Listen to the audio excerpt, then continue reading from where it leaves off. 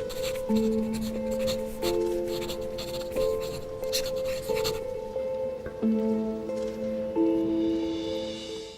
اللہ الرحمن الرحیم۔ السلام علیکم۔ مکتب غامدی کی ایک اور نشست میں خوش آمدید۔ ہم غامدی صاحب سے ان 23 فکری سوالات، اعتراضات، ان کی فکر پر جو بالعموم پیش کیے جاتے ہیں، اس حوالے سے ان کے استدلال کو جاننے کی کوشش کر رہے ہیں۔ یہ اس سلسلے کی 11ویں نشست ہے اور پردے کا موضوع زیر بحث ہے۔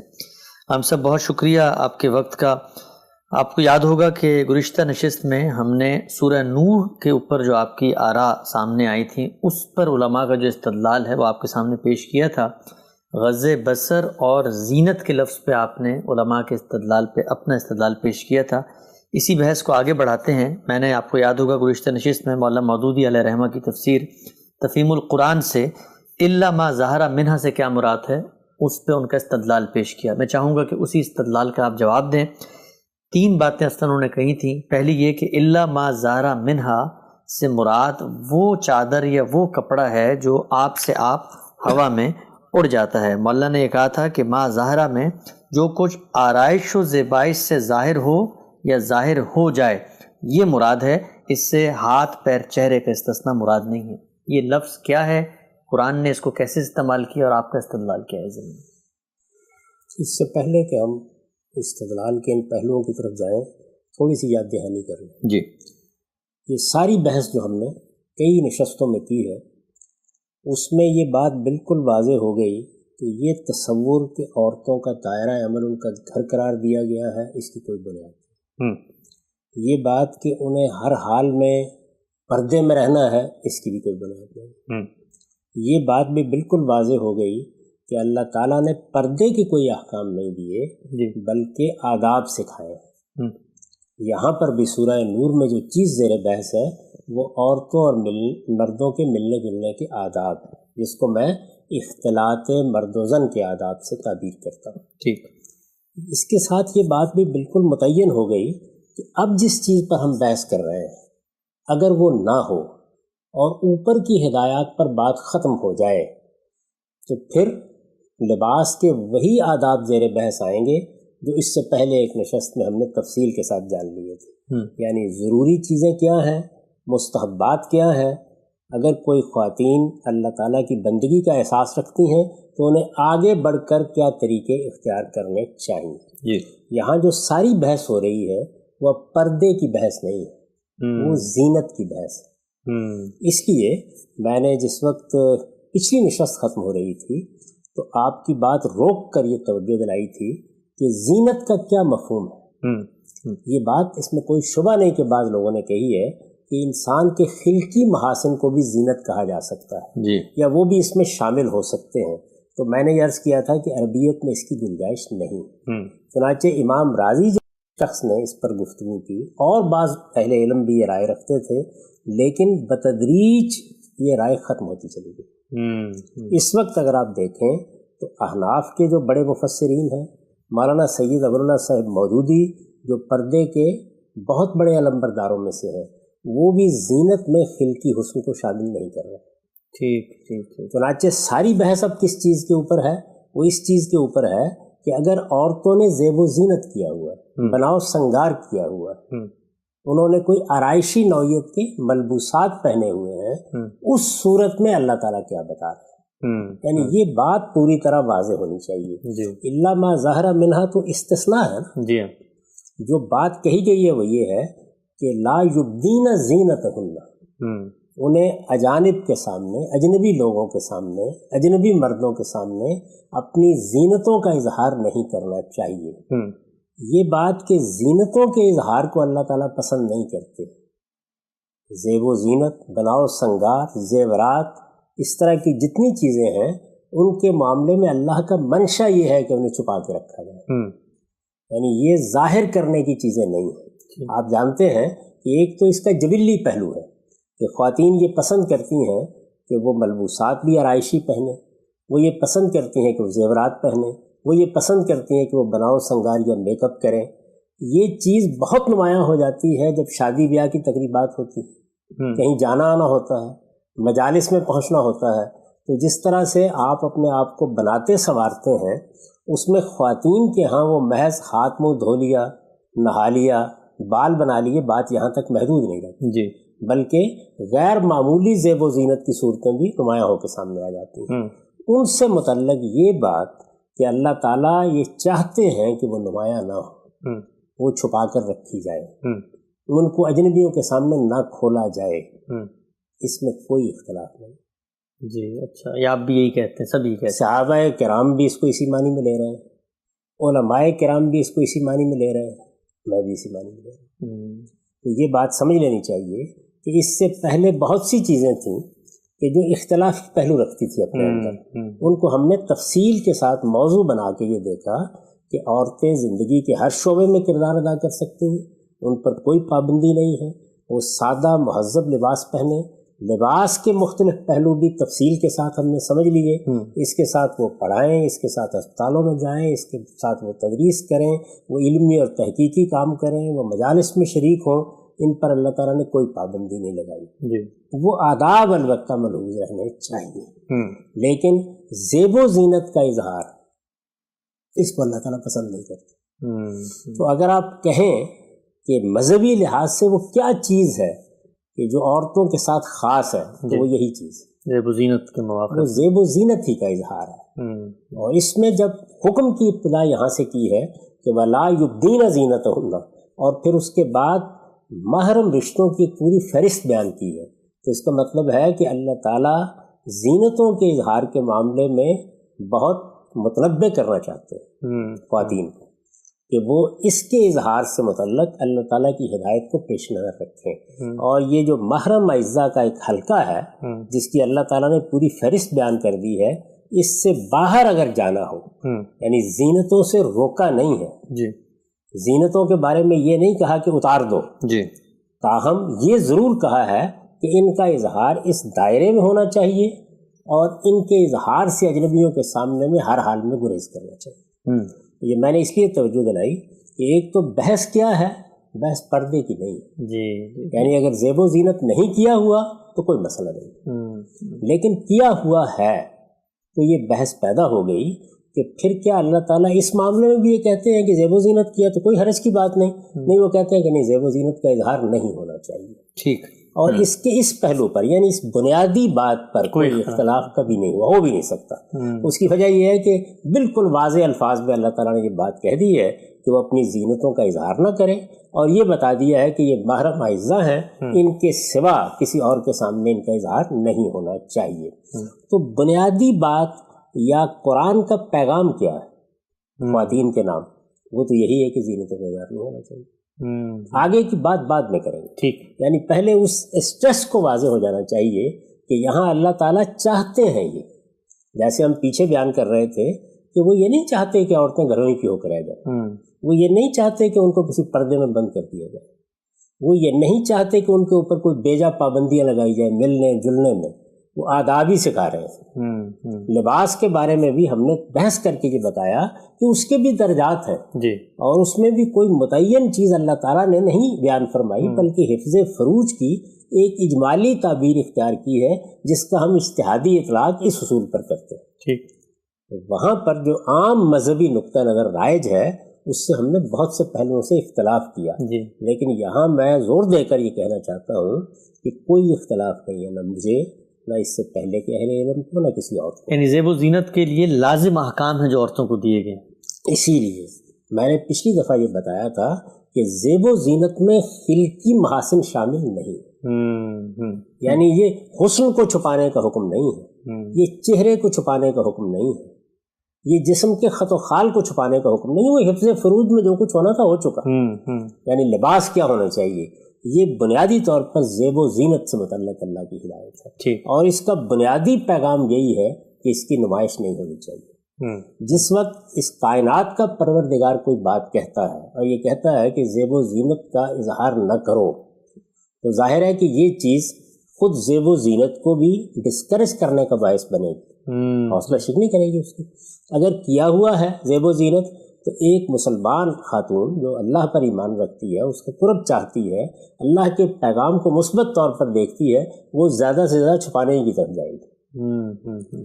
یہ پہلی بات ہے، بنیادی بات ہے، اس کو ملحوظ رکھ کے آگے بات کرنی چاہیے. صحیح.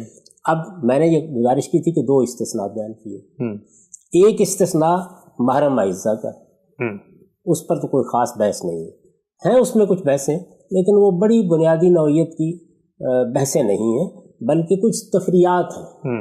یعنی مثال کے طور پر تمہاری میل جل کی عورتوں سے کیا مراد ہے، یا مثال کے طور پر وہ جو گھروں میں مرد کام کرتے ہیں ان سے کیا مراد ہے، یعنی غلاموں کی نوعیت کیا ہوگی، وہ اس کی تفصیلات ہے. ٹھیک.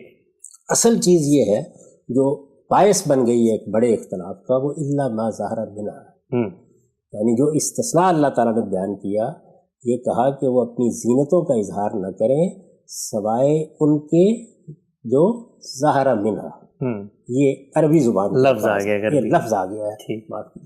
اب یہ دیکھیے کہ جو بات پہلے بیان ہوئی کہ وہ اپنی زینتوں کا اظہار نہ کرے، جب آدمی اس کے پیغام کو، اس کی حقیقت کو سامنے رکھ کر دیکھے گا تو باطن نظر میں اسے یہ محسوس ہوگا کہ زینتیں تو چھپانی چاہیے. اب جب آپ یہ کہیں گے کہ زینتیں تو چھپانی چاہیے تو اس کا ایک لازمی نتیجہ یہ ہے کہ ذہن اس طرف جائے، اور ذہن اس طرف جائے گا کہ استثناء صرف اس وقت ہونا چاہیے جب کوئی چیز ناممکن ہو جائے. جب پہلے یہ کہہ دیا چھپاؤ تو مقصد یہی ہے کہ ظاہر نہ ہو. یعنی اسی لیے میں نے یہ عرض کیا کہ وہ جو بنیاد ہے وہ تو چونکہ وہی ہے، اس بنیاد سے نہ مجھے کوئی اختلاف ہے، نہ اس سے پہلے کبھی کوئی اختلاف ہوا ہے. تو صحابہ کرام کے زمانے میں بھی اگر آپ پوری علم کی تاریخ کو سامنے رکھیں تو یہیں سے بات تھوڑی سی مختلف ہی ہوئی. اچھا. ایک بات کہی ہے اللہ تعالیٰ نے کہ اجانب کے سامنے، اجنبی مردوں کے سامنے زینتوں کا اظہار نہیں ہونا چاہیے، تو اس کا مطلب ہے زینتوں کا اظہار نہیں ہونا چاہیے تو اصل بات ہوئی نا. اب اس کے بعد اگر کہا الا ما ظہر منہا تو اس کا مطلب یہی ہونا چاہیے کہ جہاں زینت کو چھپانا ناممکن ہو جائے، یہ ذہن میں رکھیے گا، عقلی اقتضا ہے، ناممکن ہو جائے. جی. یعنی جس وقت آپ پہلے حکم کو سمجھ لیں گے تو پھر استثناء اسی نوعیت کا سمجھ میں آئے گا. اور یہاں میں ایک اصول کی طرف بھی توجہ دلا دوں کہ جب ہم کسی استثناء کی طرف جاتے ہیں تو استثناء کی بنیادیں چونکہ عقلی بھی ہوتی ہیں، اس لیے عقلی استدلال کا غلبہ ہو جانا یہ بعید از قیاس نہیں ہوتا. آپ جتنے استثناء بھی بیان کرتے ہیں، مثال کے طور پر یہ کہ فلاں فلاں چیزیں کھانی حرام ہے، تو آپ یہ کہتے ہیں کہ فمن استر غیر باغن والا، تو وہاں پر بھی استثناء اصل میں عقلی نوعیتی کا ہے. یعنی سوال پیدا ہوتا ہے کہ کیا انسان کے لیے پھر جان دے دینا لازم ہوگا اگر اس کو کوئی حلال چیز کھانے کو نہیں ملتی؟ تو فرمایا نہیں اضطرار. تو وہ جو اضطرار کا لفظ وہاں ہے، مجبوری میں جینا ممکن نہیں رہا، کوئی اور چیز مل نہیں رہی، جس وقت انسان لا یبدین زینتہن کا حکم پڑتا ہے تو عقلی لحاظ سے ذہن اسی طرف جاتا ہے کہ پھر وہی چیزیں مستثنیٰ ہونی چاہیے نا جہاں آدمی کے لیے چھپانا یا عورت کے لیے چھپانا ممکن نہ ہو. یہ ہر حکم میں ہی ہوتا ہے. ہم سے جب ہم کہتے ہیں کہ میرے گھر میں جوتے پہن کے نہ ہو تو میرے ذہن میں یہ ہوتا ہے کہ کوئی جوتا نہیں پہنے گا، لیکن کسی کی مجبوری ہو تو میں استثناء دے دوں گا. تو ظاہر ہے کہ یہ اس کا لازمی نتیجہ ہے، یہ عقلی استدلال وجود میں آ جائے گا. ٹھیک. چنانچہ یہی آیا، اور جب یہ عقلی استدلال وجود میں آ جاتا ہے تو ایسا ہوتا ہے کہ پھر آپ الفاظ پر کم غور کرتے ہیں. اچھا. یعنی یہ انسان کے ساتھ یہ چیز وابستہ ہے، الفاظ کے اندر اتر کر ان کو پکڑ کر غور کرنا، دیکھنا ان میں کیا بات کہی گئی ہے، اس سے نگاہ اچٹ جاتی ہے. تو اب ہم دیکھیے تاریخ میں اس کو دیکھتے ہیں کیا ہوا ہے. جی. یعنی سب سے پہلے جب بھی کبھی کسی چیز کے فہم پہ گفتگو ہوتی ہے تو ہم صحابہ کرام کے عہد میں جاتے ہیں. تو یہاں 2 جلیل القدر صحابہ میں اختلاف ہوا. اچھا. یعنی باقیوں کی آراء ہمیں معلوم نہیں ہے، ہم نہیں جانتے. یہاں یہ بات بھی عرض کر دوں کہ جو ہمارے صحابہ کرام ہیں ان میں سے ایک بہت بڑی تعداد وہ ہے جو علمی مباحث میں اس طرح شریک نہیں ہوتی رہی، اور نہ یہ توقع کرنی چاہیے. جی. جو لوگ سیاسی معاملات کو سنبھالے ہوئے ہیں وہ بھی اگر کوئی ریاست یا قوم کی سطح پر یا اجتماعی سطح پر مسئلہ پیش آ گیا ہے تب بحث مباحثے میں شریک ہوتے ہیں. ٹھیک. وہ بنیادی طور پر اس ملت کے زعماء ہیں، مثلا خلفائے راشدین، اہل علم وہ وہاں بھی موجود ہیں. وہ کون لوگ ہیں؟ جیسے عبداللہ بن مسعود رضی اللہ عنہ، جیسے عبداللہ بن عباس رضی اللہ عنہ، جیسے عبداللہ بن عمر رضی اللہ عنہ. ان کو عبادلہ ثلاثہ کہا جاتا ہے. اچھا. اسی طرح زید بن ثابت رضی اللہ عنہ، معاذ بن جبل رضی اللہ عنہ، ان کے ہاں آپ کو علمی بحثیں ملیں گی۔ تو دو جلیل القدر صحابہ، ایک عبداللہ بن مسعود رضی اللہ عنہ اور ایک عبداللہ بن عباس رضی اللہ عنہ۔ عبداللہ بن عباس بھی کوئی معمولی شخصیت نہیں ہے، ان کو حبر الامہ کہا جاتا ہے جی، یعنی اس امت کے پہلے بڑے عالم۔ ان سے قرآن مجید کی تفسیر میں بہت سے اقوال ہیں۔ آپ جب کبھی بھی تفسیری اقوال کا مطالعہ کرتے ہیں تو زیادہ تر آراء عبداللہ بن عباس رضی اللہ عنہ کی ہوتی ہے۔ عبداللہ بن مسعود بھی کوئی معمولی شخصیت نہیں ہے، رسالت مآب صلی اللہ علیہ وسلم کے قریبی ساتھیوں میں سے ہیں، بہت ابتدائی زمانے میں ایمان لائے ہیں، بہت وقت آپ کے ساتھ گزارا ہے۔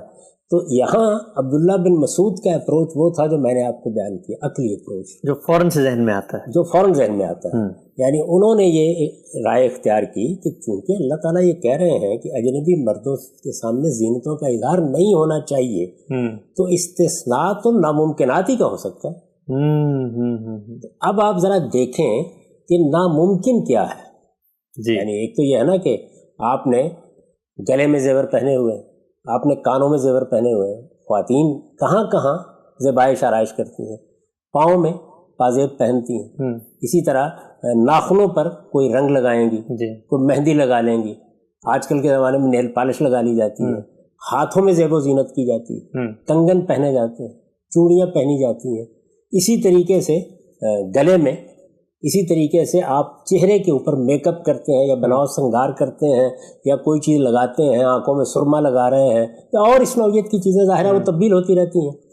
تو اب آپ یہ دیکھیے کہ وہ کہاں سے اپروچ کر رہے ہیں، وہ یہاں سے اپروچ کر رہے ہیں کہ کیا چیز ہے جسے چھپانا ناممکن ہے۔ یعنی اصول وہ لے لیا نا کہ اللہ کا اصل حکم کیا ہے کہ تم نے سور نہیں کھانا جی، تو اب اجازت کس چیز کی ملے گی؟ جہاں پر جان پہ بنا ہے، ٹھیک ہے، سمجھ میں آتی ہے۔ یہاں کیا صورت ہے؟ اصل حکم کیا ہے کہ زینتوں کو چھپانا ہے، تو اجازت کس چیز کی ملے گی؟ اس کو چھپانا ناممکن ہوگا، یہی ہونا چاہیے۔ آپ دیکھیے کہ چھپانا ناممکن کس چیز کو ہے، تو عبداللہ بن مسعود رضی اللہ عنہ نے کہا کہ الثیاب، کپڑے جو ظاہر ہو، ملبوسات۔ کیوں؟ اس کی وجہ یہ ہے کہ ملبوسات کے اوپر آپ چھپانے کے لیے ایک اور کپڑا لیں گے تو وہ بھی زینت۔ قرآن مجید نے کپڑوں کو زینت ہی کہا ہے نا۔ ہم بھی زینت کے بارے میں پہلے گفتگو کر چکے پچھلی نشست پہ کہ اس سے مراد کیا ہے؟ زیورات ہے، اس سے مراد ملبوسات، آرائشی ملبوسات ہیں، اور اس کا اطلاق میک اپ یا بناؤ سنگار پہ ہوتا ہے۔ تین ہی چیزیں ہیں نا جن کو ہم نے بھی موضوع بنایا ہے۔ تو وہ یہ کہتے ہیں کہ کون سا زیور ہے جو نہیں چھپایا جا سکتا؟ چہرے پر تھوڑا گھونگھٹ نکال لو، گلے میں تو اللہ تعالیٰ نے پہلے ہی کہہ دیا ہے کہ اپنے دوپٹے اپنے جو ہے وہ اس پر ڈال لو۔ تو ایک ایک چیز کو آپ دیکھیے، آستین ذرا لمبی کر لو تو ہاتھ بھی چھپ جائیں گے، ازار ذرا ڈھیلی کر لو پاؤں بھی چھپ جائیں گے، کپڑے نہیں تو وہ کیا ممکن ہے جس کو آپ چھپا لیں گے؟ تو انہوں نے کہا سب کچھ چھپانا ممکن ہے، ناممکن تو یہی ہے کہ اس مشقت میں مبتلا کر دیا جائے تو عورتیں کریں گی کیا پھر؟ یعنی اگر کپڑوں کو چھپانے کے لیے کوئی اور کپڑا ڈالیں گی تو وہ بھی تو بہرحال زینتی کے حکم میں ہے، تو اس وجہ سے مستثنیٰ کیا ہے؟ ثیاب، کپڑے، یا بعض روایتوں میں ردا۔ اس پہ سب سے اچھی بحث تبری نے کی ہے۔ اچھا، یعنی آپ کے اہل تفسیر میں ظاہر ہے کہ وہ پہلی بڑی شخصیت ہے، انہوں نے اس بنیاد کو سامنے رکھ کر ابتدا ہی میں یہ کر دیا کہ یہ دیکھیے صحابہ کرام اس کو کیسے دیکھ رہے ہیں۔ تو یہ عبداللہ بن مسعود رضی اللہ عنہ کا استدلال ہے۔ ٹھیک، اب استدلال کی بنیاد واضح ہو گئی، بالکل واضح۔ اگر آپ غور کر کے دیکھیں تو یہی استدلال ہے جو پھر چلتا چلا آ رہا ہے، جس کو مولانا سید ابواللہ صاحب مودودی نے بھی پیش کیا۔ بھائی جب اللہ نے کہہ دیا کہ آپ اپنی زینتوں کو ظاہر نہیں کریں گی تو ناممکن اس چیزوں کا استثناء ہونا چاہیے۔ تو وہ کیا ہے کہ کہیں اگر پردہ اٹھ جاتا ہے، کہیں اگر چادر اٹھ جاتی ہے، کسی وقت اگر چلیے گھونگھٹ ہے، دوپٹہ یا چادر سر سے سرک گئی ہے، تو آپ ناممکن چیزوں ہی کو مستثنیٰ کر رہے ہیں۔ ٹھیک، اگر آپ غور کر کے دیکھیں تو کم و بیش یہی رجحان جو ہے وہ استاذ امام امین احسن اصلاحی کا بھی جی، یعنی جب زیب و زینت کیا ہوا ہے، زیورات پہنے ہوئے ہیں، ملبوسات آرائشی نوعیت کے زیب تن ہیں، تو پھر انہی چیزوں کو مستثنیٰ ماننا چاہیے جن کو چھپانا آخری درجے کی مشقت بن جائے یا چھپانا ممکن ہی نہ رہے۔ ذہن میں رکھیے لفظ کو، ممکن ہی نہ رہے، ممکن ہی نہ رہے۔ یہ ایک استدلال ہے، ٹھیک، یہ موجود ہے، اس کو بعض لوگوں نے اختیار کیا ہے۔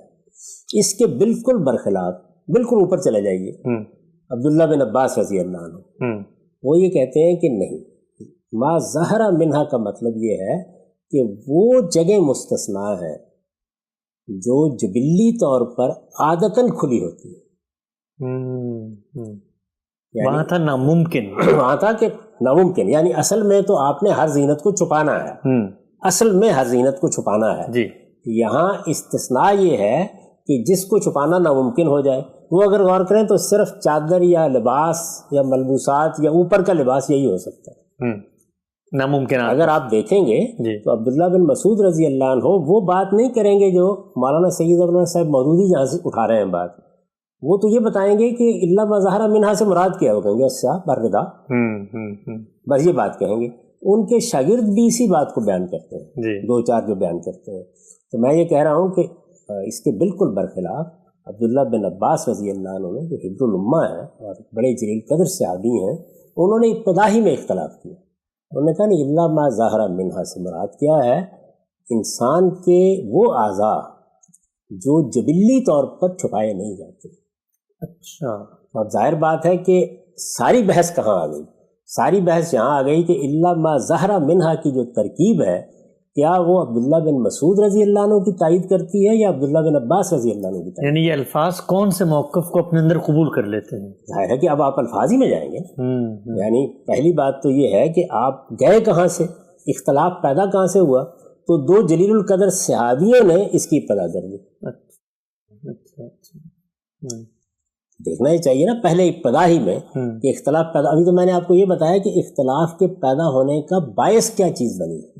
عبداللہ بن مسعود رضی اللہ عنہ کے ہاں بنائے استدلال حکم کا عقلی تقاضا ہے، اور عبداللہ بن عباس رضی اللہ عنہ کے ہاں الفاظ ہے، یعنی وہ استدلال کر رہے ہیں اس بات سے کہ اللہ تعالیٰ نے جو استثناء دیا ہے وہ استثناء اپنے الفاظ کے اعتبار سے یہ تقاضا کرتا ہے کہ ہاتھ، پاؤں، چہرہ، یہ باقاعدہ متعین کر کے بتاتے ہیں یہ وہ اعضاء ہیں جن کو عادتاً جبلی طور پر چھپایا نہیں جاتا، اور الا ما ظاہر منہا سے وہی مراد ہے۔ گویا استثناء ناممکن کا نہیں ہے، استثناء اس مشقت کو سامنے رکھ کے دیا گیا ہے کہ اگر یہ کہا جائے کہ ہاتھ بھی چھپا لو اور پاؤں بھی چھپا لو اور اسی طریقے سے چہرہ بھی چھپا لو تو یہ بڑی مشقت کی چیز بن جائے گی۔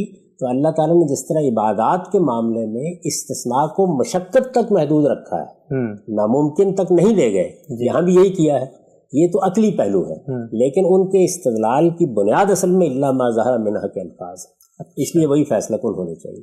اچھا، ہمارے اصول کے مطابق بھی یہی طریقہ ٹھیک، یعنی جب کبھی سلف میں بھی اختلاف ہوگا تو اختلاف اگر تو اس معاملے میں ہے کہ قرآن کی آیت کا مدعا یہ ہے یا کسی روایت کے اندر یہ بات کہی گئی ہے تو پھر آپ کسی اور چیز کو نہیں دیکھیں گے، پھر تو آپ ان الفاظ ہی کو دیکھیں گے۔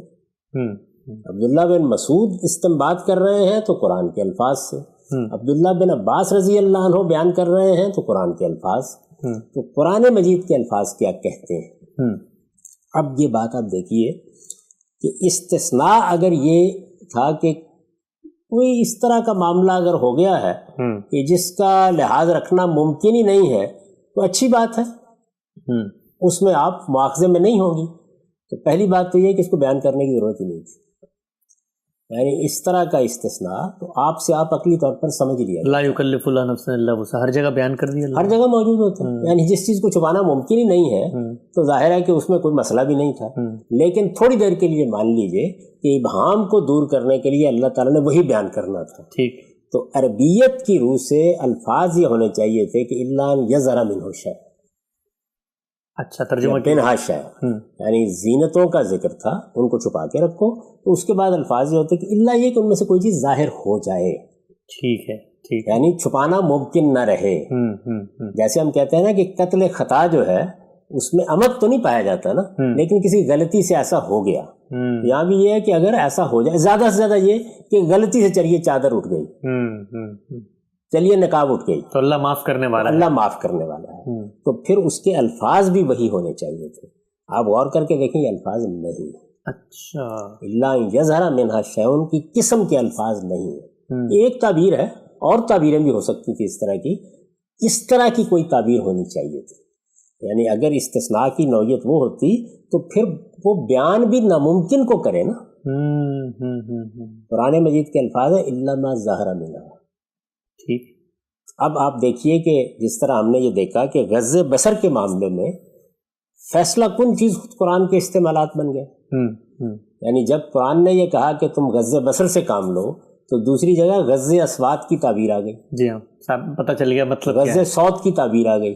تو بالکل واضح ہو گیا اس کے نتیجے میں کہ یہاں تو آپ کہہ سکتے تھے کہ آنکھیں بند کر لو یا آنکھیں پھیر لو یا دیکھو ہی نہیں.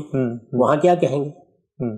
تو واضح ہو گیا کہ غض خاص من کے ساتھ آئے یا اس کے بغیر آئے. جی. یعنی مباشرتاً مفعول بنائے یا صلے کی وساطت سے بنائے کوئی فرق واقع نہیں ہوتا، ایک ہی مدعا ہے. ٹھیک ہے. اور وہ ہے پست رکھنا. وہاں صوت تھی یا نگاہ ہو گئی؟ وہاں صوت ہے یہاں نگاہ ہے. یہ واضح ہوا. جی. یہاں پر بھی دیکھیے قرآن مجید اس کو واضح کر دیتا ہے. اچھا. بڑی مشہور آیت ہے سورہ اعراف کی، قُلْ إِنَّمَا حَرَّمَ رَبِّي الْفَوَاحِشَ مَا ظَهَرَ مِنْهَا وَمَا بَطَنَ.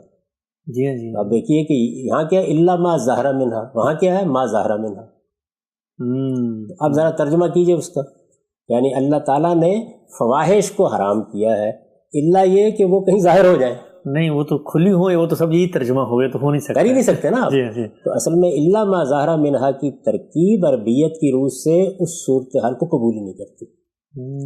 یہ سمجھ لینا چاہیے کہ ماں کے ساتھ یا اللہ جی کے ساتھ جب یہ ترکیب بنتی ہے تو وہ اصل میں آپ اس کو ایک اس میں فائر میں بدل لیجئے، اس کا معنی بالکل واضح ہو جائیں گے. تو یہ اصل میں ہے کیا؟ وَلَا يُبْدِينَ زِينَتَهُنَّ إِلَّا الظَّاهِرَ مِنْهَا. الا الظاہر. تو یہ ما ظاہرہ اصل میں کیا ہے؟ الظاہر منہا. وہاں پر بھی دیکھیے بالکل یہی ہے، یعنی کھلے ہوئے فواحش یا چھپے ہوئے ما ظہر منہا وما بطن. دونوں کا مطلب یہی ہے. نہ ما ظاہرہ کا یہ مطلب ہے کہ جو کہیں کھل جائیں، یعنی مطلب یہ ہے کہ یہ نہیں کہا اللہ تعالیٰ نے کہ آپ اطمینان کے ساتھ ان کا ارتکاب کریں، یہ کہ لوگوں کو پتہ چل جائے، لوگوں کو پتہ چل جائے. نہیں، خواہ وہ کھلے ہیں یا چھپے. چنانچہ وہاں قرآن مجید پہ خود وضاحت کرتا ہے کہ کھلے فواحش کا مطلب یہ ہے کہ کسی نے طوائف کی زندگی اختیار کر لی، اعلانیہ کعبہ کی زندگی اختیار کر لی ہے، اس چیز کی پرواہ ہی نہیں ہے. اعلانیہ مرد آئیں عورتیں جائیں کوئی فرق نہیں پڑتا. اور دوسری صورت کیا ہے؟ ما بطن، جس کو ہم کہتے ہیں اتخاذ اخنان، آشنائیاں کرنا، تعلقات ہو جانا. ظاہر میں تو شرافت کا لبادہ ہے لیکن اندر ہی اندر فواحش کا ارتکاب ہو رہا ہے. تو وہاں کھلے اور چھپے ترجمہ کرتے ہیں جی. تو یہاں پر بھی کیا ہے؟ یعنی ان زینتوں سے متعلق یہ حکم جو کھلی ہیں، کھلی ہوتی ہیں. تو عبداللہ بن عباس رضی اللہ عنہ نے یہ مطلب اس کا لیا ہے. عربیت کی روح سے یہی مطلب درست ہے. مولانا سید ابواللہ صاحب مودودی نے بڑی دلچسپ بات یہاں کہی. آپ یہ دیکھیے کہ زمخشری مثال کے طور پر ائمہ لغت میں سے، یعنی ان کی اس حیثیت کو کوئی بھی چیلنج نہیں کر سکتا.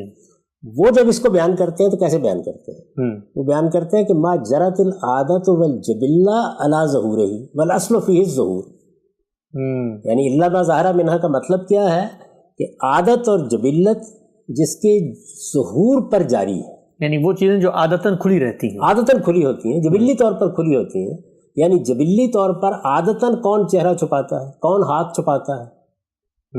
یہ جبلت اور عادت اس کا تقاضا نہیں کرتی. کوئی ضرورت ہو گئی، بہت تیز آندھی آ رہی ہے، آپ نے کپڑا منہ پہ ڈال لیا، مٹی اڑ رہی ہے، آنکھیں چھپا، بہت سخت سردی تھی، آپ نے دستانے پہن لیے، جرابیں پہن لی. تو عادت اور جبلت جو ہے وہ تو یہی کہتی ہے کہ یہ اعضاء ایسے ہی ہوں گے، یہ انسان کے وجود کی شخصیت ہے. انسان ان کو نہیں چھپاتا. تو انہوں نے یہ بیان کیا. اب دیکھیے جب وہ مثال دینے کے لیے بیٹھے ہیں تو انہوں نے یہ زمخشری کے الفاظ نہیں لیے. ما جرت العادت والجبلہ، اگر وہ یہ الفاظ لیتے تو جو تنقید انہوں نے کی ہے وہ کرنی ممکن نہ رہتی. انہوں نے جو الفاظ لیے ما یظہر الانسان علی عادت الجاریہ. جی کیا الفاظ لے لیے؟ علی العادت الجاریہ ما یظہر الانسان. دلچسپ بات یہ ہے کہ یہاں یظہر بھی ظاہر کرنے کے معنی میں نہیں ہے. جن اہل علم میں ما یظہر الانسان العادت الجاریہ کے الفاظ میں تعبیر کی ہے، وہ یہ نہیں کہہ رہے کہ جن کو انسان اپنے ارادے سے ظاہر کرتا ہے، بلکہ وہ ظاہر کرنے کو اس مفہوم میں بول رہے ہیں کہ جو ظاہر ہوتے ہیں جی۔ تو وہاں پر بھی یظہر اصل میں اس مفہوم میں نہیں ہے جس میں لے کے وہ تنقید کر رہے ہیں۔ تو میں یہ گزارش کر رہا تھا کہ وہ ساری کی ساری بنائے استدلال ہی ٹھیک نہیں، اور عبداللہ بن عباس رضی اللہ عنہ نے، پیچھے جائیے نا جی، انہوں نے جو توجہ دلائی اور اسی زمانے میں دلائی، صحابہ کے زمانے میں، کہ الا ما ظہر منہا کی تعلیف یہ ناممکن کو نہیں بیان کر رہی، یہ عادت اور جبلت کو بیان کر رہی ہے۔ یعنی انسان اپنے عام معمولات میں، عورتیں اپنے عام معمولات میں، مرد اپنے عام معمولات میں کن اعضاء کو کھلا ہی رکھتے ہیں، وہ مراد ہے۔ تو وہ کون سے اعضاء ہو سکتے ہیں؟ ظاہر ہے وہ ہاتھ، پاؤں ہے، چہرہ ہے۔ تو چنانچہ وہ متعین کر کے یہ بتاتے ہیں کہ ان جگہوں کی زینتیں چھپانا ضروری نہیں ہے، یعنی اپنی مرضی سے کوئی چھپانا چاہے تو الگ بات ہے، لیکن اللہ تعالیٰ نے ان کو مستثنیٰ کر دیا ہے۔ یہی بات میں نے آپ سے عرض کی تھی، میرے نزدیک عبداللہ بن عباس رضی اللہ عنہ کا استدلال ہی صحیح استدلال ہے۔ اب دیکھیے اس کے بعد کیا ہوا، اس کے بعد یہ ہوا کہ فقہائے احناف کی ایک بہت بڑی تعداد نے عبداللہ بن عباس رضی اللہ عنہ کے استدلال کو قبول کیا۔ جی یہ بڑی دلچسپ بات ہے، لوگ آپ کے بارے میں کہتے ہیں لیکن حنفیوں کا انہوں نے یہی کہا۔ ابو بکر جساس جنہوں نے احناف میں سے سب سے اعلیٰ کتاب لکھی ہے احکام القرآن کی، جی انہوں نے بالکل اسی استدلال کو بیان کیا۔ مولانا سید امراللہ صاحب مودودی نے ان کا نام لے کر تنقید کی۔ جی اچھا، پھر عبداللہ بن عباس رضی اللہ عنہ کے شاگردوں نے، جن سے آپ کو ابتدائی زمانے کی تفصیلی روایات ملتی ہیں، سب کے سب یہی استدلال اختیار کیے ہوئے، یہی درست استدلال ہے۔ تاہم کوئی آدمی اگر مثال کے طور پر عبداللہ بن مسعودی کے استدلال کو ترجیح دینا چاہے اور اسی رائے پر پہنچے تو زیادہ سے زیادہ کیا کہے گا کہ زیب و زینت کی ہو تو پھر خواتین کو اسے نمایاں نہیں کرنا چاہیے۔ یعنی عمومی زندگی میں یا عام لباس میں یا عام رہن سہن میں اس سے کوئی پردے کا حکم نہیں برآمد ہوگا۔ یہ ساری بات پوری طرح سمجھ لینی چاہیے۔ صحیح۔ تو ہمارے نزدیک، اور جس طرح کہ میں نے عرض کیا کہ ہمارے نزدیک میں یہاں یہ نہیں ہے کہ میں کوئی تفرد بیان کر رہا ہوں اپنا، یعنی اس رائے کی ابتدا عبداللہ بن عباس رضی اللہ عنہ جیسے جلیل القدر صحابی سے ہوئی، احناف کے جلیل القدر ائمہ نے اس کو اختیار کیا، ابو بکر جساس نے احکام القرآن میں اس استدلال کو واضح کیا۔ اس وقت بھی اگر آپ احناف سے پوچھیں تو ان کے علماء علم کی حد تک یہی استدلال بیان کریں کہ الا ما ظہر میں ہاتھ پیر چہرے کا استثناء ہے۔ استثناء ہے۔ اچھا اچھا اچھا، اگر یہ بحث واضح ہو گئی ہو کہ یہ ہے اصل میں اس کی بنیاد، ٹھیک، چنانچہ زینتیں بھی کی ہوئی ہوں تب بھی اللہ تعالیٰ اس کا پابند نہیں کرتے خواتین کو کہ وہ اپنے ہاتھ، پاؤں اور چہرے کو بھی ڈھانپ لیں، نہیں، اس کے سوا باقی جتنی زینتیں ہیں ان کو چھپا کر رکھیں، زینتوں کی نمائش نہ کریں۔ اصل پیغام وہی ہے کہ زینتوں کا اجنبیوں کے سامنے کھلنا اللہ تعالیٰ کو پسند نہیں ہے، اصل پیغام وہی ہے۔ اصل پیغام کو پیش نظر رکھیں، تاہم یہ اعضاء ہیں جن کو اللہ تعالیٰ نے مستثنیٰ کر دیا ہے، اور اسی طرح اعضاء کو بھی مستثنیٰ کر دیا ہے۔ یہ دونوں باتیں بالکل واضح طور پر قرآن مجید نے بیان کر دی ہیں، اور آگے جا کر اگر آپ غور کریں تو جب بڑی بوڑھیوں کا ذکر ہوا تو آپ دیکھیں وہاں پر بھی کیا ہے، یعنی وہ کپڑا اتار دیں لیکن غیر متبرجات بزینہ، یعنی ان کو اپنی زینتوں کی نمائش کرنے والی نہیں ہونا چاہیے۔ تو اصل حکم پر وہاں پر بھی توجہ دلائیے، اس کو سامنے رکھیں۔ اس کے بعد آگے بڑھے تو سورہ احزاب میں جب ازواج مطہرات کو کہا کہ آپ کو کن چیزوں کی پابندی کرنی ہے تو وہاں بھی ہے وَلَا تَبَرَّجْنَ تَبَرُّجَ الْجَاهِلِيَّةِ الْأُولَىٰ۔ تبرج بھی کیا ہے؟ زیب و زینت کی نمائش، ملبوسات کی نمائش، یعنی آپ بیگمات کی طرح بہت اعلیٰ درجے کے لباس پہن کر اور زیب و زینت کر کے اور زیورات پہن کر باہر نکلیں، یہ اللہ کو پسند نہیں ہے۔ ان کے لیے بھی ناپسند کیا، بڑی بوڑھیوں کو بھی اس جانب توجہ دلائی، عام عورتوں کو بھی یہی بات کہی، لیکن کس چیز کا استثناء ہے؟ ہر جگہ استثناء الا ما ظہر منہا کا ہے، اور وہ استثناء عادت اور جبلت کو بیان کر رہا ہے، نہ کہ ناممکنات میں پیش آنے والی صورتوں کو بیان کر رہا ہے۔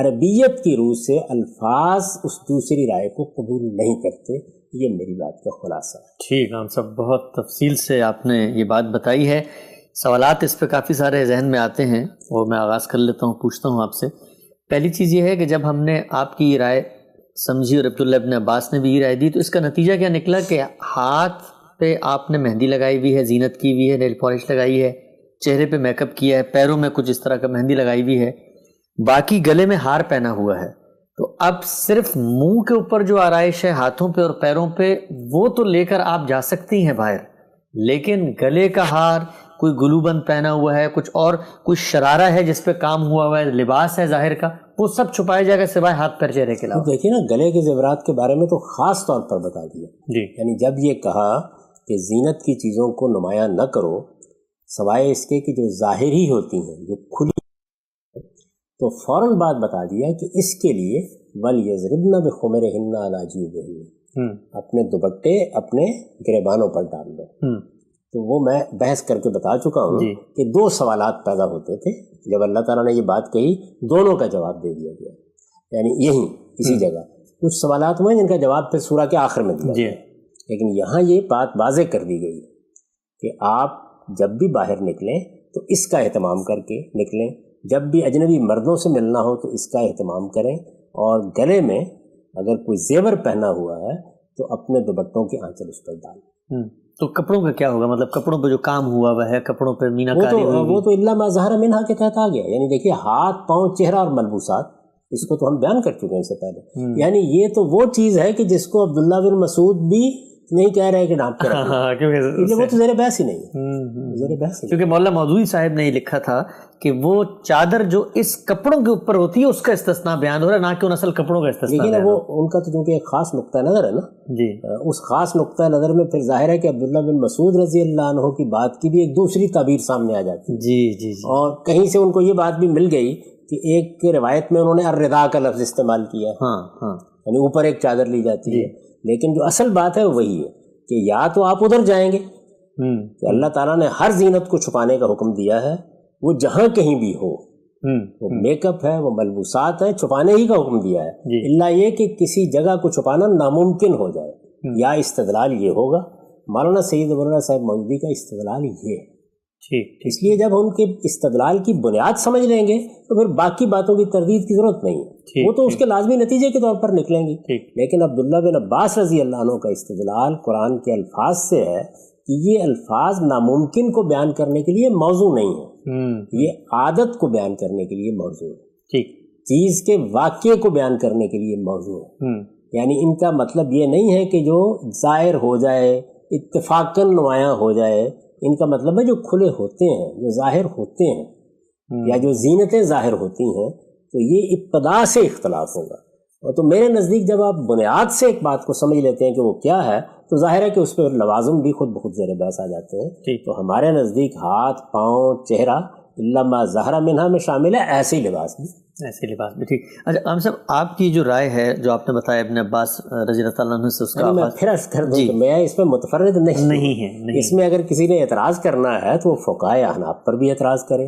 وہ قاضی ابو بکر جساس پر بھی اعتراض کرے، وہ عبداللہ بن مسعود رضی اللہ عنہ پر، عبداللہ بن عباس رضی اللہ عنہ پر بھی اعتراض کرے، ان کے شاگردوں پر بھی، یعنی ایک بہت بڑی علماء کی، جلیل القدر علماء کی فہرست گنوائی جا سکتی ہے جو سب اس معاملے میں وہی رائے رکھتے ہیں الا ما ظہر منہا کے بارے میں، جو میرا نقطہ نظر۔ جی شیخ صاحب، آپ نے کہا کہ سب پہ کریں، تو مولانا مودودی نے علیہ رحمہ نے آپ کی اس بات پر پوری طریقے سے عمل کیا، انہوں نے تو یہاں تک لکھا کہ ابن عباس علیہ رضی اللہ تعالیٰ عنہ، ان کے شاگرد اور فقہاء احناف، ان کے نزدیک یہ جائز ہے کہ عورت اپنے منہ کو مسی اور سرمے اور سرخی پاؤڈر، اپنے ہاتھوں کو اور انگوٹھوں کو کنگے، چھلے، چوڑیاں، کنگن وغیرہ سے آراستہ کرے اور لوگوں کے سامنے کھولے پھرے۔ تو انہوں نے تو بڑی سختی سے سبھی پر تنقید کی ہے، لیکن جو بات وہ کہنا چاہ رہے ہیں، میرا سوال یہ ہے کہ جو آپ کی، ان کو تنقید کا حق ہے۔ دیکھیں، میں آپ کو پھر توجہ دلاؤں کہ جب کوئی صاحب علم اپنی بنائے استدلال میں مختلف ہو جاتا ہے تو دوسروں کی تنقید کرے گا نا، وہ تنقید زبان کے لحاظ سے بھی ہوگی،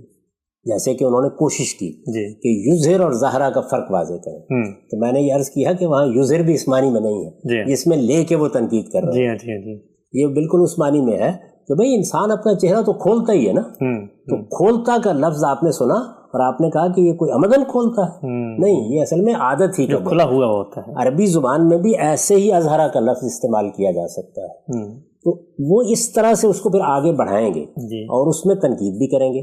میں جو توجہ دلا رہا ہوں یہ ہے کہ یہ تو مجلس ساری آپ نے منعقد کر رکھی ہے نا کہ آپ یہ جاننا چاہتے ہیں کہ مجھ پر لوگ کیا اعتراضات کر رہے ہیں، تو اس میں الا ما ظاہر منہا سے متعلق جو میرا نقطہ نظر ہے وہ اصل میں صرف میرا نقطہ نظر نہیں ہے، وہ جلیل القدر صحابہ کا نقطہ نظر ہے، وہ تابعین کا نقطہ نظر ہے، وہ فقہائے احناف کا نقطہ نظر ہے، وہ ایک پوری فہرست موجود ہے ان کا نقطہ نظر ہے، لیکن بہرحال دوسرا نقطہ نظر بھی موجود ہے، اس کے استدلال کو میں نے کوشش کی ہے کہ دیانتداری سے واضح کر دوں، اور مولانا سید اللہ صاحب موجودی چونکہ اس دوسرے نقطہ نظر کے حاملین میں سے ہیں، اس لیے ظاہر ہے کہ وہ اس کے اطلاقات بھی بیان کریں گے اور اس نقطہ نظر سے اختلاف رکھنے والوں پر تنقید بھی کریں گے۔ ٹھیک، رام صاحب اگر ہم مولانا کے اس نقطہ نظر کو دیکھیں، الفاظ کی بحث تو آپ نے بہت تفصیل سے کر دی، لیکن وہ جو ریشنیل ہے قرآن کا کہ زینتیں ظاہر نہ کریں، آپ نے لیا ہاتھ پیر چہرے کا استثناء دے دیا، انہوں نے کہا کوئی بھی چیز مستثنی نہیں سوائے یہ کہ جو ناممکنات میں ہے، ان کا جو استدلال ہے وہ یہ کہ جو حکم کی منشا ہے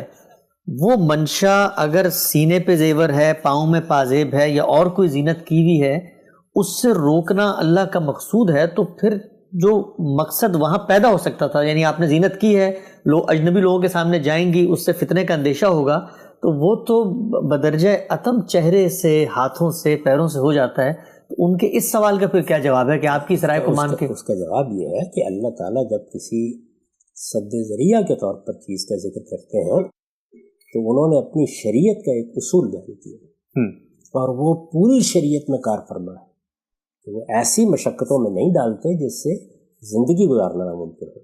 اچھا، یہ دیکھیے، آپ کہنے کو تو آپ کہہ دیں گے نا کہ خواتین جو برقع اوڑھ لیں، وہ اپنے اوپر ایک چادر ڈال لیں، وہ باہر ہی نہ نکلیں، وہ تقریبات میں جائیں، اس کے بعد ذرا دیکھیے تصویر کیا بنتی ہے، یعنی ان کی پوری شخصیت اس کے نتیجے میں ختم ہو جاتی ہے۔ تو اللہ تعالیٰ وہ نہیں کرنا چاہتے۔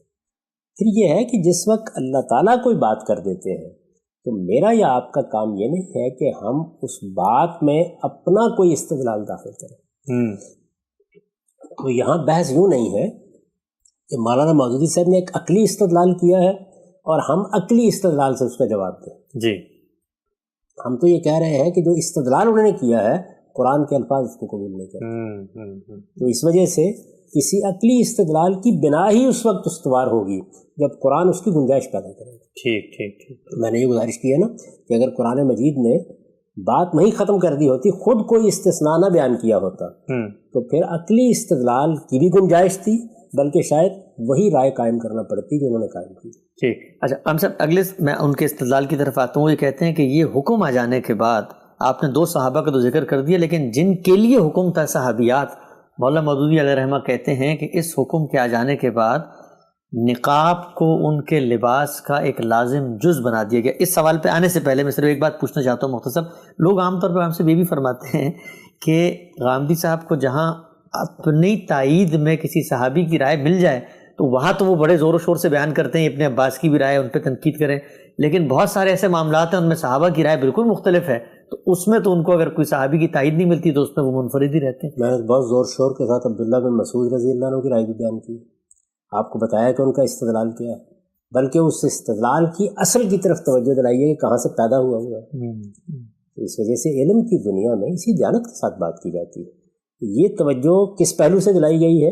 اس پہلو سے دلائی گئی ہے کہ میں اس میں متفرد نہیں ہوں، آپ کو سب و شتم کرنا ہے تو اس میں بہت بزرگ ہستیاں موجود ہیں، ان کو بھی ساتھ شامل کر لیں، یعنی میرا اس میں تفرد نہیں ہے۔ اور آپ بطور دلیل نہیں پیش کر رہے کہ چونکہ ابن عباس نے کہا ہے تو میری بات ٹھیک ہے۔ میں نے تو اصل میں اس استدلال کی تاریخ بیان کی، جی ہاں جی، کہ یہ استدلال ایسے پیدا ہوا، 2 صحابہ میں جو اختلاف ہے وہی آگے بڑھا ہے، اور اسی میں ظاہر ہے کہ ہر آدمی کو حق حاصل ہے کہ وہ ایک استدلال کو کبھی قرار دے اور وہ رائے اختیار کر لے، لیکن دوسرا استدلال بھی سامنے رہنا چاہیے، وہ موجود ہے، تو میں نے تو دونوں کو بیان کر دیا۔ ٹھیک، اچھا میری ترجیح کیوں ہے؟ اس لیے کہ قرآن کے الفاظ اسی کی تائید کرتے ہیں۔ عبداللہ بن عباس رضی اللہ عنہ کی رائے قرآن مجید کے الفاظ کے بالکل مطابق ہے، اور اگر آپ غور کر کے دیکھیں تو نتیجے کے لحاظ سے بھی وہی رائے درست ہے، یعنی اسی سے زندگی رواں دواں رہتی ہے، معاملات اپنی درست جہت میں رہتے ہیں، اور اسی کا یہ لازمی نتیجہ نکلتا ہے کہ اسلام کی دعوت، اسلام کی معاشرت ایک غیر معمولی اعتدال کے ساتھ سامنے آتی ہے۔ تو جو اسلام کے احکام کی ایک اندرونی خوبی ہے ہر جگہ، کہ وہ فطرت پر مبنی ہوتے ہیں، وہی چیز یہاں بھی ظہور پذیر ہو جاتی ہے. تاہم ان میں سے کوئی چیز بھی بنائے استدلال نہیں ہے. بنائے استدلال قرآن مجید کے الفاظ. ٹھیک، ہم سب یہ بتائیے گا، مولانا مودودی علیہ الرحمہ نے یہ جو بات فرمائی کہ جن سے متعلق حکم تھا ان کا اپنا رویہ تو یہ ہے کہ جیسے ہی یہ آیات نازل ہوئیں وَلَا يُبْدِينَ زِينَتَهُنَّ إِلَّا مَا ظَهَرَ مِنْهَا، تو پورے معاشرے میں گویا رسول اللہ صلی اللہ علیہ وسلم کے نظم کے تحت نقاب کو عورتوں کے لباس کا لازم جز بنا دیا گیا. تو اگر یہ اختلاف تھا عبداللہ ابن مسعود عبداللہ ابن عباس کا، تو پھر تمام عورتوں نے نقاب کیوں لیا؟ آپ نے وہ پیراگراف پورا پڑھا ہے؟ جی. کوئی ایک روایت نقل کی ہے اس میں انہوں نے؟ اس میں نہیں، روایت تو نہیں ہے، لیکن کوئی تاریخی واقعہ نقل کیا ہے؟ نہیں. یہ بتایا ہے کہ رسالت میں آپ صلی اللہ علیہ وسلم نے اس کے بعد لوگوں کو یہ حکم دیا؟ نہیں. یہ بتایا ہے کہ اس حکم کو خود سمجھ کر لوگوں نے یہ عمل کرنا شروع کر دیا؟ نہیں، کوئی چیز بھی نہیں. یعنی وہ جو ذہنی تاثر ہے اس کے تحت یہ ساری عبارت لکھ دی گئی. یہ بالکل بے بنیاد بات ہے، ایسا کچھ بھی نہیں ہوا. اچھا، چنانچہ ہوتا کیا ہے جب آپ اس طرح کی بات کرتے ہیں، کیونکہ عام آدمی اس سے واقف نہیں ہوتا اس ساری بحث سے، تو اس میں وہ روایتیں بیان کر دی جاتی ہیں جو ازواج مطہرات سے متعلق. اچھا، وہ یعنی وہ عبداللہ ابن ام مکتوم آ گئے، وہ نابینا تھے. ان روایتوں کو بھی ہم دیکھ چکے ہیں جو سند کے لحاظ سے ضعیف روایتیں ہیں، لیکن آپ دیکھیں گے کہ ہر جگہ وہی بیان ہوں گی. اچھا، بلکہ یہاں دیکھیے مولانا سید عبداللہ صاحب مودودی کو کیا نازک صورتحال پیش آ گئی ہے. اگر آپ تفہیم القرآن میں وہ سارا حصہ پڑھیں، وہ نازک صورتحال یہ پیش آ گئی ہے کہ سیدہ اسما کون ہے؟ یعنی رسالت مآب صلی اللہ علیہ وسلم کی زوجہ محترمہ سیدہ عائشہ کی بہن ہے. جی. محرم اعزہ میں شامل نہیں ہے. جی، یہ تو واضح ہے نا. جی. اب ان کو جو مشکل پیش آئی ہے وہ کیا مشکل پیش آئی ہے کہ آخری زمانے تک کی روایات موجود ہیں کہ وہ رسالت مآب صلی اللہ علیہ وسلم کے سامنے آتی جی، اور کھلے چہرے کے ساتھ آتی. وہ روایت بھی اگرچہ ضعیف ہے لیکن اس میں انہی کو کہا گیا ہے، جب وہ ایک لباس پہن کے آئی ہے تو انہی کو کہا گیا ہے. اور اس میں کیا الفاظ ہیں کہ اسما جب عورت ایام کی عمر کو پہنچ جائے، یعنی بلوغ کی عمر کو پہنچ جائے، تو اس کے ہاتھ اور اس کے چہرے کے سوا جسم کے حصے کو نظر نہیں آنا چاہیے. تو وہاں خود رسول اللہ یہ استثناء بیان کر رہے ہیں. اچھا، پھر یہ کہ آپ کو روایتوں میں یہ ملتا ہے کہ وہ اپنے گھر کے کام کرنے کے لیے، لکڑیاں لانے کے لیے باہر جا رہی ہیں، حضور کو رستے میں ملتی ہیں اور آپ کہتے ہیں کہ میں تمہیں اپنے اونٹ پر بٹھا دوں. تو نظر آ رہا ہے چہرہ، تبھی ریکگنائز کر رہے ہیں. یعنی یہ ساری چیزیں بالکل معروف ہیں. خود مولانا سید عبداللہ صاحب مودودی بھی یہ مان رہے ہیں، لیکن پھر اس کے بعد کہتے ہیں کہ دیکھیے اس میں ہم عقلی لحاظ سے یہ فرض کرتے ہیں کہ ایک تو ہوئے نا بالکل اجنبی، ایک ہوئے وہ لوگ کے جو محرم اعزہ ہیں، ایک درمیان کی صنف بھی تو ہوتی ہے جو قرآن میں زیر بحث نہیں، قرآن میں زیر بحث نہیں، حدیث میں زیر بحث نہیں.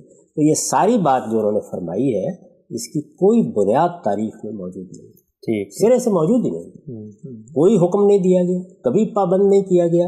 یعنی یہ ہدایات اتری اپنے اپنے طریقے سے، لوگ جیسے عمل کر رہے تھے ویسے عمل کرتے رہے. یعنی عورتیں کھلے منہ کے ساتھ بھی پھرتی رہیں، پہلے سے ہی بعض خواتین نقاب لیا کرتی، وہ نقاب بھی لیتی رہی. جلباب یا بڑی چادر اوڑھ کے نکلنا یہ طریقہ بھی رہا، نہ نکلنا یہ طریقہ بھی رہا. ان میں سے کسی چیز کو بھی نافذ نہیں کیا گیا. جتنی بھی اس معاملے میں روایات پیش کی جائیں گی وہ سب کی سب آپ دیکھیں گے ازواج مطہرات سے متعلق ہیں.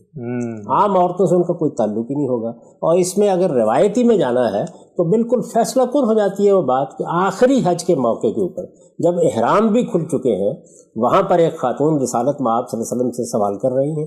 ان کے بارے میں خود راوی یہ بیان کر رہے ہیں کہ بہت غیر معمولی خوبصورت خاتون ہے. اچھا، یعنی نظر آ رہا ہے چہرہ، تبھی کہا جا رہا ہے. اور رسالت مآب صلی اللہ علیہ وسلم کے پاس آپ کے ایک صحابی کھڑے ہیں جنہوں نے اپنی نگاہیں ان پر گاڑ دی ہیں، تو آپ نے ان کا چہرہ موڑ دیا. روایت میں آتا ہے کہ 2-3 دفعہ اگر یہ ہدایات جاری کر دی گئی تھیں، سب مسلمان خواتین نے نقاب اوڑھ لیے تھے، تو یہ مسئلہ کیوں پیش آیا؟